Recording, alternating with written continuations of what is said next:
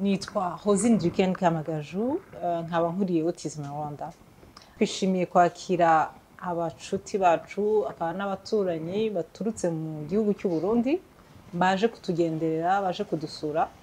Rero turishimiye cyane kuganira nabo muri uyu mwanya tuvuga nkuko mubizi kubyerekeye autisme ari mu gihugu cyacu, ari mu gihugu cy'u Burundi. Tukaba tubakiriye. Turabashimiye cyane ukuntu mwatwakiriye ku bikorwa tumaze iminsi dukorana na mwebwe. Yego, nanje nitwa Jeanne d'Arc Nduwingoma, nyoboye ikigo Centre Talitha kuri AUTISME Burundi. Nkaba nazananye abo dukorana bashobora kwivuga. Nitwa Dufite,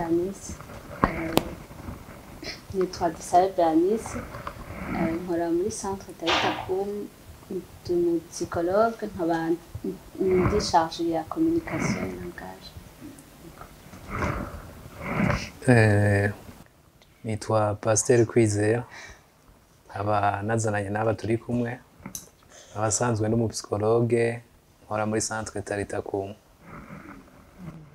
Murakoze cyane muri Isanga, murazi turi inshuti kandi duhuje n'ibikorwa byinshi dukora kuri autisme. Mu minsi tumaranye hano hari ibyo mwabonye, twifuza ese mubwire inshuti zacu ikibagenza, ese urugendo rwanyu rwagenze gute? Ego, urugendo rwagenze neza cyane, igihugu ciza. Ego, hama twarabashije mwatwakiriye neza, turayaga, turaganira, dufata n'ingingo zizodufasha twese. Hama muranatwereka n'ikigo cyanyu, bikorwa mukora, uko mukora. Ego, twabonye bikuye by'ukuri ko dutangura gukora dufatanye mu minwe. Ego, tugire ni collaboration izo duteza imbere twebwe tukiri batoya, kuko muri fura kuri twebwe mufise imyaka itari mike mubikoreramo. Natwe turacari batoya, tuzokwiza imyaka 3 muri uyu mwaka muri Septembre. Ego, twifuje kwegera abakuru bacu. Ego, dukurire hamwe. Ego. Autisme rero tugiye kwivuga ngo tuyisobanure, tuyinjire mu mizi, byafata amasaha n'iminsi, kuko buriya autisme ni kuyiga buri munsi. Ariko icyo twavuga cya mbere ni birangwa, autisme irangwa n'ibintu bitatu: ikibazo cya communication, n'ikibazo cya interaction sociale, n'ikibazo cya comportement, uko umwana yitwara. Mbese imivugire y'umwana, imyifatire n'imibanire ye muri societe. Kenshi niho dusanga umwana ufite autisme bimugora cyangwa afite ikibazo mu kugira ngo abe intégré muri societe. Kenshi iyo harimo icyo kibazo usanga n'umwana atisanzura cyangwa ngo yumve bamwakiriye muri societe. Inshuti zacu rero ko ziri hano kandi aricyo baje bashaka kugira ngo tuzafatanye, ndumva batuganiriza, bakatubwira ese mu Burundi bimeze gute, ese autisme imeze gute, kuko turazi ko muri Afrika autisme iracyari ikibazo. Autisme mu Burundi twatanguye muri 2020, mu kwezi kw'icenda. Ico ciyumviro cavuye ku munyamahangakazi witwa Marie yari ari mu Burundi, yari umu orthophoniste. Muri kabine we yarakira abana bafise uguteba kuvuga, wewe ababonye akabona ko bafise ibimenyetso bya autisme kuko madame Rosine yabivuze, ariko akabona abavyeyi ntabwo bari basanzwe babizi. Akaja ku mashuri abana bari bariko, akabona ntabwo bitaweho nk'uko byategerezwa. Yego, hama kazarahura n'abavyeyi rimwe mu kwezi bakaganira.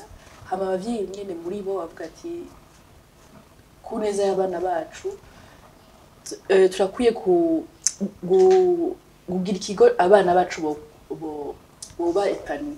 Yego, hama kisha kiraboneka mu ico cimbiro kiraja mu ngiro mu kwezi kw'icenda muri mwaka wa 2020. Hama natwe turatangurana. Yego, gushika kuri uyu munsi. Ibimenyetso tumaze kubona mu mwanya tumaze muri iki kigo cya Talitha Koum, usanga ibimenyetso biboneka usanga ari umwana adakunze kuraba mu maso, n'inyifato yiwe ugasanga ni umwana akunda gukina yigunze cyangwa akinisha udukinisho nk'uko abandi badasanzwe badukinisha.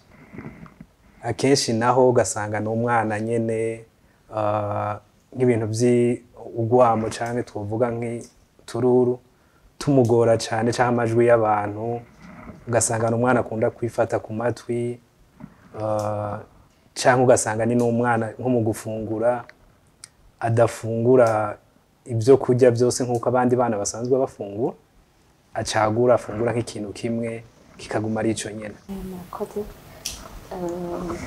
Twebwe twabonye byinshi cyane kuko twe ariho tugitangura. Autisme Rwanda ni ikigo cyagutse kuruta iwacu. Nk'uko tubabwiye twe turacari batoya, na Madame Rosine yabivuze yuko autisme ubushakashatsi buguma bukora, kuko gushika n'ubu ntabwo baratora impamvu umwana agira autisme. Ego n'umuti nawo nyine ntabwo uraboneka. Ego donc bisigura yuko ubushakashatsi gushika n'ubu haguma hasohoka ibintu bishasha, kandi ikindi naco nuko na autisme ikenera aba expert b'incabwenge mu madomene atandukanye cyane. Ego tuko turana twegi Burundi turabona yuko itwikwije, turakeneye cyane kuja hamwe n'abandi kugira dushobore gutanga service nziza ku bana, ku bana b'igihugu. Turakeneye kugwiza ubumenyi, turifuza cyane yuko tworonka nabo ba expert bakaza iwacu bakagira ama test bilan abana bacu kugira dushobore kubona by'ukuri uyu mwana akeneye iki hama ashobore gutera intambwe byoroshe.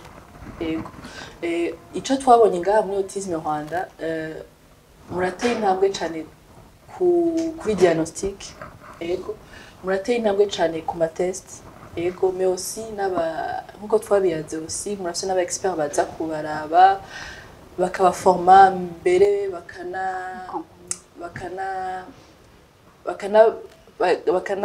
bakanakurikirana n'abana. Ni ikintu kidasanzwe cyane mufise muturushije, natwe twarabitanguye buke buke n'uburyo dufise, kandi tubona ko biko birazana ivyamwa ko rapporta des fruits kuri iyo mvo umva gukorana n'ababanyi namwebwe tukagira collaboration bizotuma natwe dukora ibikorwa vyiza bishimishije. Kubakira deja ni fierté parce que Burundi ni igihugu, mon pays d'enfance, ntantu nize, ni igihugu cyanjye kindi cya kabiri cya gatatu igihugu cy'u Rwanda, igihe cy'Ubufaransa nkagira n'icyo Burundi. Donc gukorana nabo ni ibintu byiza bitera ishema. Ikibazo cy'u Burundi ntabwo ari ikibazo cyihariye ku Burundi gusa, ikibazo kiri muri Afrika hose. Natwe tugitangira nuko byari bimeze, iyi step bariho natwe niyo twayiciyeho, turazi ingorane umuntu ahura nazo. Donc gukorana nabo natwe biratuzamura kandi nabo bikabazamura, ni partenariat nziza cyane. Ikindi nuko autisme nukugira ngo habe sensibilisation mu bantu bamenye niki autisme, kugira ngo n'ababyeyi bafite umwana ntibigunge ahubwo bamufashe, kuko uwo umwana ufite autisme akurikiranywe akiri muto hari aho ashobora kwigeza. Iyo batamuhohoteye batamumereye nabi, n'umwana ushobora kugira icyo amarira igihugu nawe akakimarira, akamarira n'umuryango we. Icyo ni ikintu cya mbere abantu baba bakwiye kumenya, kugira ngo nk'uko ngiye nkunda kubivuga, twebwe twitwa ko tutari aba-autiste, turatandukanye. Uko dutandukanye n'abana b'aba-autiste nabo niko batandukanye, ni muri capacité zabo, muri ubwenge bwabo. niko batandukanye nicyo gituma dukwiye kubafasha bose kugira ngo bose muri capacité zabo uko zingana ari nyinshi cyangwa ari nkeya ariko babeho byima nk'abandi bana bose iyi sensibilisation tuzayifatanya nkuko barabidusabye kugira ngo dukore ubuvugizi donc turi kumwe tuzabafata kuko hari ibyo twebwe tumaze kugeraho tuzabafasha tuzakorana nabo kugira ngo nabo bazamuke bafashe igihugu cyabo nkuko natwe turafasha abanyarwanda twebwe nkuko bavuze turiho turakuze koko ntitwavuga ngo uko twatangiye niko tumeze ubu hari aho tumaze kugera hashimishije nabyo nubwo hari ibindi binini twifuza kugeraho ariko hari aho tugeze donc je pense que ibyo collaboration yacu izaba ari bénéfique kuri twebwe twese ndibaza ikintu cya mbere ni ukuba former kandi bagaforma abantu benshi kugira ngo babona abana benshi babagana baza babasanga bagire n'abantu bazaza kubafasha bari former donc d'abord la formation no kugira abantu badiagnostika batestinga parce que ni ibintu biri très important kugira ngo umwana naza afite autisme ntibamwibeshyeho hari umwana bashaka kwibeshyaho ati ni umutiste kandi atari we hari n'undi bashaka kwibeshyaho ngo si we kandi ari we donc ibyo byose bisaba umuntu umu expert cyangwa uzobereye autisme kugira ngo hatagira umwana uzabaca mu myanya y'intoki batabonye ko afite icyo kibazo mais la clé ni formation ni sensibilisation diagnostic iza kubera habaye formation kubera hari aba expert ibyo byose ndumva ko muri MOU tugiye gukorana izaba ari la clé ya réussite yacu twese kenshi ingorane nyamukuru novuga ni ukutamenya icyo ari cyo autisme ni ukutamenya ingene umwana ameze uko wamuvugira kuko yaba umubyeyi canke uwo babana ntamutahura n'umwana natahura n'ivyo umubyeyi ariko aramubwira canke uwo babana ugasanga umwana aguma yigunze ego wahindura routine umwana agacapika crise ego ugasanga hari umwana niwe yama ariko arasuka muri vyose ego iyo bakikuje umwana umuryango ababanyi bamaze kumenya umwana baramufata neza umwana akashobora kuba inclus à la fois mu kibano mais aussi no kw'ishure kuko n'abana bashoboye yego n'abana bashoboye turabibona na twebwe hari abana bamaze kuja gutanga ishure aho n'abari bariko bazotangura vuba nabo aussi birashoboka yego birashoboka kandi bitera icizere biduha na twebwe kugira courage kugira umwete mu bikorwa turiko turagira yego tukifuza kumenya cane kugira nabo bigoye canke n'abandi hakiri ikitugoye yego nabo nyene tubafashe neza kuko biraboneka yuko birashoboka mu mwaka uheze narashoboye kugenda muri sensibilisation ndaduga mu ntara za ruguru gerageje kumviriza abanyagihugu abenshi usanga bavuga yuko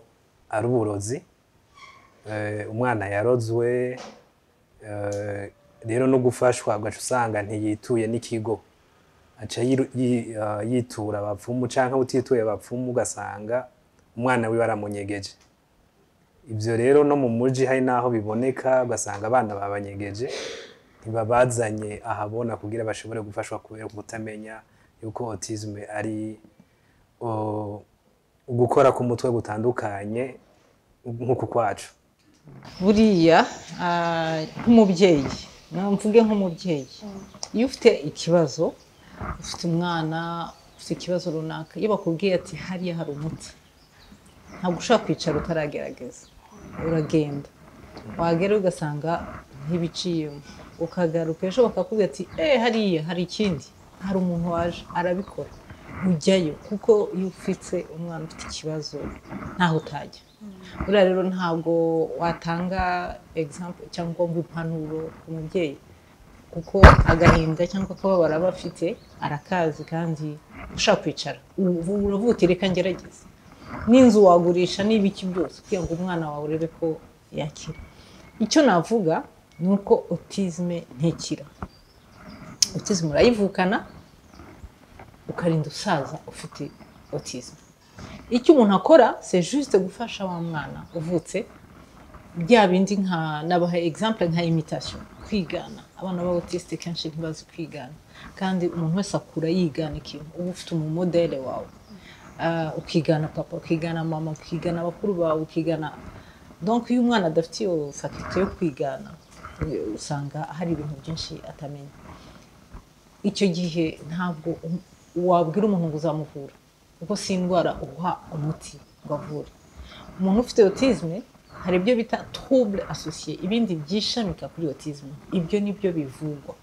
Ushaka kuvura autisme ariko autisme ntivurwa, havurwa bya bindi bishimikiye kuri autisme. Nk'abana usanga bafite ibyo bita trouble digestif, umwana usanga akanariye kakamugwa nabi cyangwa agatoranya, cyangwa ugasanga umwana ntasinzira, cyangwa umwana afite epilepsy. Two tuntu twose tugenda twishamika, utwo nitwo tuvurwa ariko autisme ntivurwa.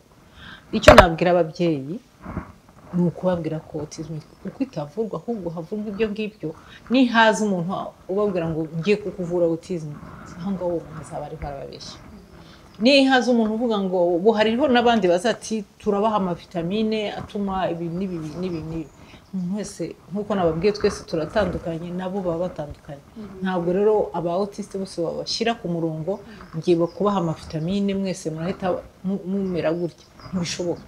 Nkuko nanjye nagira carence muri vitamine runaka n'ubundi gutyo, nabo niko bameze. Bashaka kugira carence muri fer, muri calcium, ibintu nk'ibyo, ariko si ukuvuga ngo abana bose tuzabakubitaho imiti.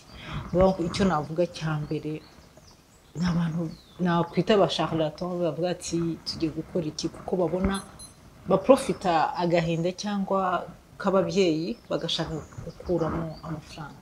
Autisme ntikira, ku isi yose ntikira, ahubwo umuntu urakompanya umuntu kugira ngo umwereke ukuntu agenda yitwara mu buzima. Mwarabibonye dufite umwana ku ishuri barakora agafasha abandi bana. Umuntu utabwiye ngo uriya n'umutiste ntabyo wamenya. Donc nicyo ni ikimenyetso. Turebe ku isi yose abantu mubona bagenda babona badekuvra ibintu runaka ni abautiste, kuko bagize Imana bakabafasha bakiri bato, bakabashyira mu ishuri, bakabakompanya n'amametode akwiye. Hariho education ikwiriye umwana w'umutiste. Ntabwo wamushyira mu ishuri ry'abantu 100 ngo yige, nabo ntibishoboka. Nkuko mwavuze yuko benshi badakunda ibintu by'induru, badakunda na contact, ari n'umwana gwakoraho bikamugora. Donc bisaba kumushyira ukwe, ukamwigisha, noneho inclusion ikagenda iza buhoro buhoro. Donc umubyeyi wamubwira iki ko abazi kenshi ari abashaka icyiza ku mwana we. Abaja mu matwi y'ababyeyi i Burundi byarahashitse.